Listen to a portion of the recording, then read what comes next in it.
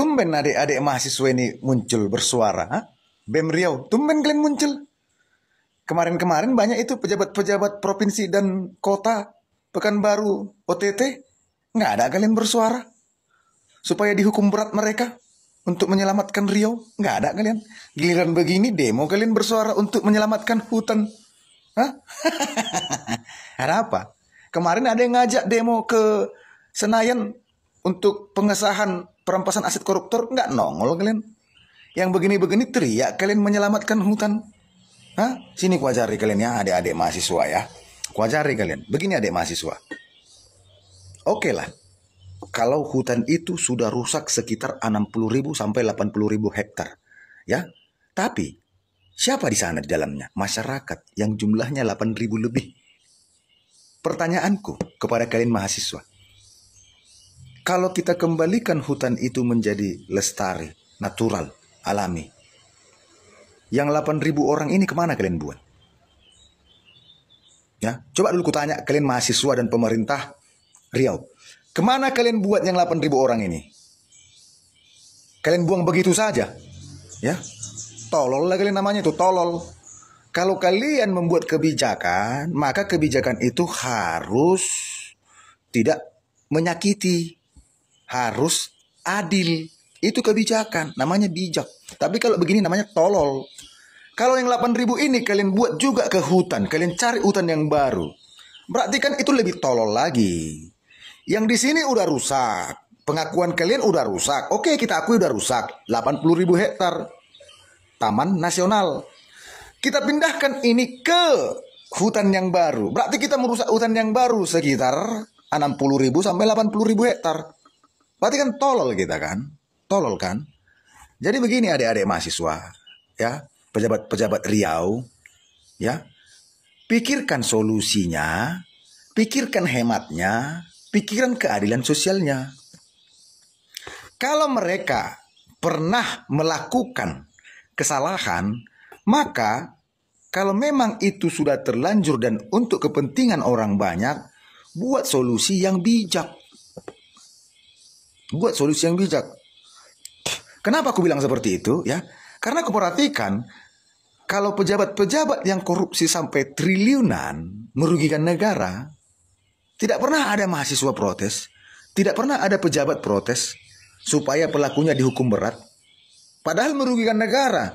Dan uang yang dicurinya ini bisa untuk kepentingan jutaan masyarakat, jutaan rakyat Indonesia. Kalau kita bicara merusak hutan, pejabat-pejabat lebih banyak merusak hutan. Memberikan izin-izin sampai ratusan ribu hektar. Sementara masyarakat di sini, di TNTN ini, banyak mereka korban mafia. Banyak mereka yang buta hukum. Mereka hanya tahu harga dan ada yang menjual. Harusnya pemerintah ketika memulai ini, ada warga memulai di sana, harusnya kalian yang langsung mencegah. Ini kebiasaan pemerintah, pemerintah daerah, pemerintah provinsi, pemerintah pusat. Dibiarkan dulu masyarakat itu menempati lahan-lahan di pinggir kali, di pinggir jalan, ataupun ke hutan. Lalu nanti 10 tahun, 20 tahun lagi dikeprek. Itu kan, kalian itu penjahat. Harusnya kalian mencari mafia-mafia di TNTN itu. Siapa mafianya? Pejabat pemerintah juga. Kenapa bisa di sana ada KTP, ada KK, ada akte kelahiran, ada sekolah, ada tempat ibadah? Kenapa ada? Karena pemerintah di sana bermain. Ya, halo teman-teman, kembali bersama saya di channel ini. Salam inspirasi, salam KRI Harikawati ya. Menarik ya penyampaian dari cuplikan video sebelumnya. Ini penyampaian Bung Adian ya, ada sampaikan tadi. Ya, jelas kita tahu Bung Adian ini adalah aktivis 98 ya. Ini keras juga beliau ini ya. Apalagi dalam berargumen, argumennya sangat kuat sekali, sulit dibantahkan ya, karena beliau berbicara sesuai realistis saja lah gitu ya, bukti-bukti ya, dan lain-lain. Nah, ini soal tuntutan pemakzulan yang pada akhirnya ada ya semacam kegaduhan lah ya. Ada yang menganggap seseorang telah menghina lalu dicari, dan kemudian ada yang mengatakan Ibu Mega konyol dan lain-lain. Tapi saya, teman-teman, sudah banyak sekali membahas itu di video saya sebelumnya. Nanti teman-teman boleh dicek saja ya, biar kita bisa diskusikan bersama nanti. Dan teman-teman, nanti kalau ada pendapat lain silahkan disampaikan di komentar pada video ini, biar kita bisa bertukar pikiran nantinya. Nah, di sini saya coba, karena saya sudah banyak sekali membahas ini, saya ingin mengulas penasaran dengan komentar dan pendapat kawan-kawan kita. Saya awali dari Uyen Suganda, coba saya lihat. Mahasiswa era Bapak Adian gak kenal duit sehingga rezim Soeharto tumbang.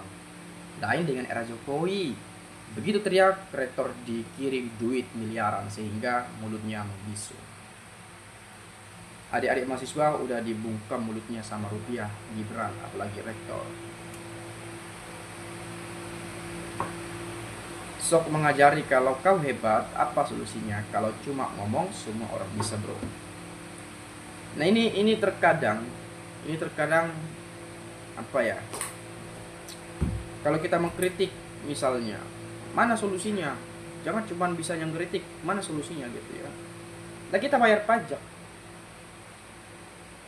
Ya kalau nggak mampu mencarikan solusi, ya mundur saja.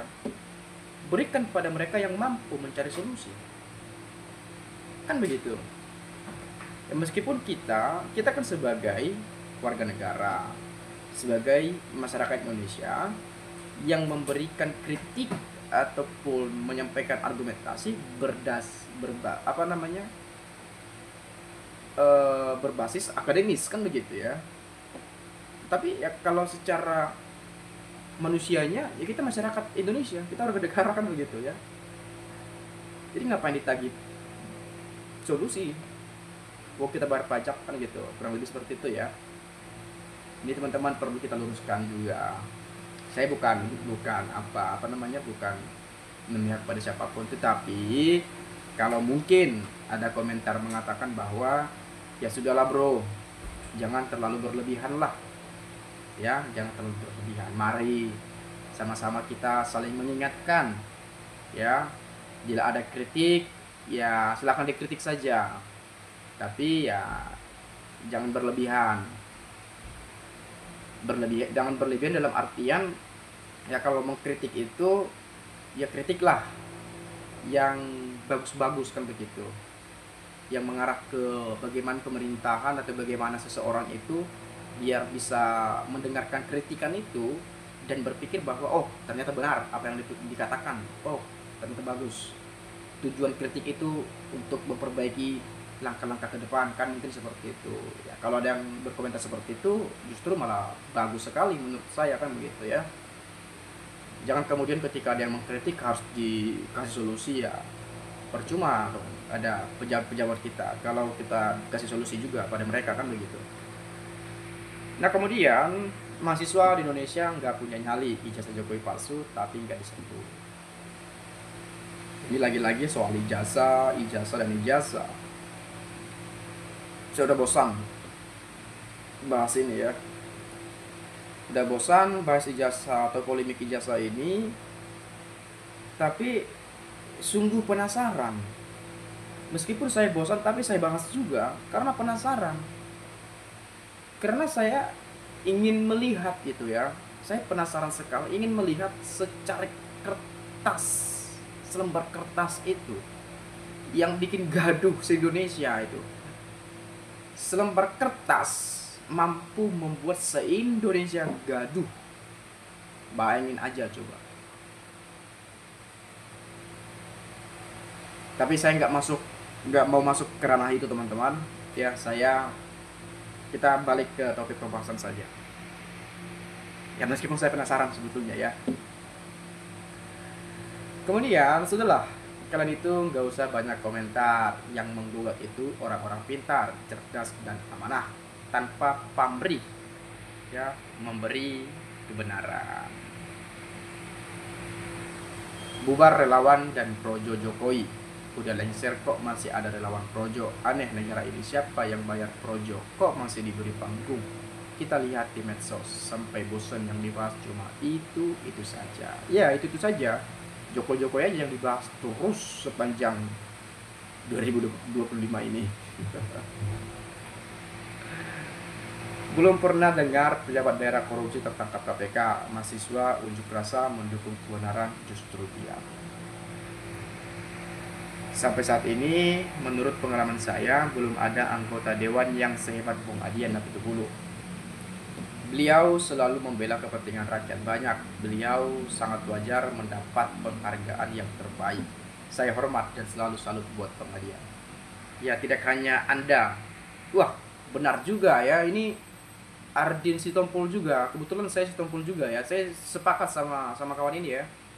Ini apara saya ini kalau orang Batak bilangnya ya. Ini apara saya ini. Saya setuju ya. Saya juga merasa Bung Adi itu luar biasa ya. Salah satu wakil rakyat yang saya kagumi sampai saat ini ya. Saya hormat sekali kepada beliau. Bung Adi anak itu puluh ya, luar biasa. Ini Sitompul, saya Sitompul juga ya. Jadi pandangan itu nggak jauh beda ya, luar biasa. Saya sepakat. Kemudian Sylvester bacot kayak gitu, kenapa TNI diam di tempat? Apa takut sama Jokowi? Ya ini bukan soal diam-diaman juga teman-teman. Ya mungkin apa yang dikatakan Bung Sylvester hanya tertuju pada satu pihak saja atau kelompok-kelompok tertentu saja, tidak mengatasnamakan institusi atau lembaga terkait kan begitu. Tetapi memang secara apa yang diucapkan itu karena tertuju pada purnawirawan TNI, ya artinya ya sama saja. Ya meskipun sekarang sudah purnawirawan, tetapi mereka ya TNI juga pada masanya kan begitu. Jadi ya kita juga jangan kompor-kompori juga lah ya. Saya nggak mau kompor-kompori juga ya. Semuanya biar baik-baik saja lah teman-teman Indonesia ini bisa damai, aman, tentram. Nanti disambut ini, disambut itu, disambut ini itu dan lain-lain, ujung-ujungnya cekcok lagi, gaduh lagi, dibahas lagi. Ayolah kita perbaiki bangsa ini sama-sama gitu ya. Saling mengingatkan, ya bergandengan tangan dalam mewujudkan cita-cita bangsa kita ya. Mensukseskan program-program pemerintahan Presiden Prabowo Subianto. Kalau program Gibran saya belum tahu, karena beliau yang sering saya dengarkan soal hilirisasi dan AI ya. Jadi saya masih tidak terlalu mendalami itu yang disampaikan oleh Gibran soal AI itu ya. Kalau hilirisasi ya sesuatu hal yang baik, yang bagus, dan kita dorong itu juga ya, support juga untuk mensukseskan itu ya. Itu luar biasa itu. Dan meskipun pada akhirnya kita ya menyuarakan ini saja ya, sehingga nanti teman-teman yang lain mungkin mendengar lalu ikut bersuara mensukseskan ini ya, atau mungkin ada yang ingin terlibat di dalamnya ya, lebih bagus kan begitu ya. Oke lah, mungkin teman-teman itu saja dari saya. Bila mana Anda punya pendapat lain, ya bolehlah silakan disampaikan pada komentar di video ini, biar nanti kita bisa sama-sama saling bertukar pikiran antara satu dengan yang lainnya melalui komentar pada video ini. Itu saja, terima kasih, salam, dan sampai jumpa.